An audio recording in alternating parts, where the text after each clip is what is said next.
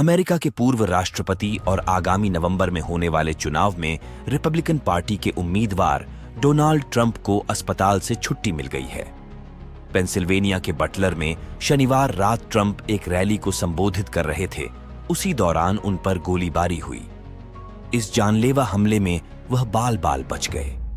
एक गोली Donald Trump के दाहिने कान के ऊपरी हिस्से को छूकर निकल गई। सीक्रेट सर्विस ने हमलावर को मौके पर ही ढेर कर दिया। इस घटना में रैली में आए एक व्यक्ति की मौत हो गई। यूएस सीक्रेट सर्विस के प्रवक्ता एंथनी गुग्लिल्मी के अनुसार घटना स्थानीय समयानुसार शाम करीब 6:15 बजे हुई, जब संदिग्ध शूटर ने रैली स्थल के बाहर एक ऊंचे स्थान से मंच की ओर कई गोलियां चलाई। यूएस सीक्रेट सर्विस के एजेंट्स ने हमलावर को मार गिराया, जबकि 2 अन्य गंभीर रूप से घायल बताए जा रहे हैं। गोलीबारी की इस घटना का वीडियो इंटरनेट पर वायरल है, जिसमें देखा जा सकता है कि ट्रंप भाषण दे रहे हैं, तभी गोलियां चलने लगती हैं। डोनाल्ड ट्रंप अपने दाहिने हाथ से कान को ढकते हैं और डायस के पीछे झुक जाते हैं। सीक्रेट सर्विस के एजेंट्स तुरंत उनके पास पहुंचते हैं। ट्रंप डायस के पीछे से उठते हैं और रैली में आए लोगों की ओर मुट्ठी भींचकर साहस का संदेश देते हैं। उनके दाहिने कान और चेहरे पर खून नजर आ रहा है। इस हमले के बाद ट्रंप ने social media platform truth social पर पहली प्रतिक्रिया दी है।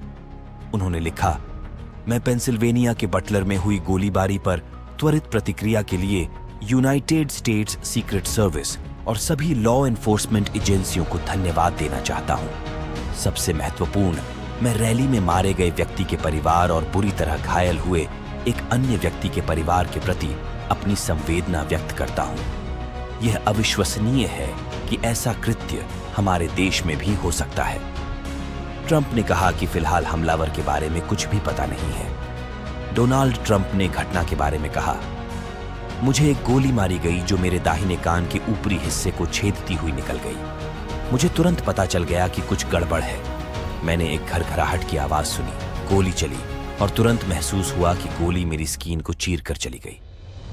बहुत खून बह रहा था। तब मुझे लगा यह क्या हो रहा है। जब गोलीबारी हुई तो हजारों ट्रंप समर्थक रैली में मौजूद थे। यह इवेंट अमेरिकी समाचार चैनलों पर लाइव चल रहा था।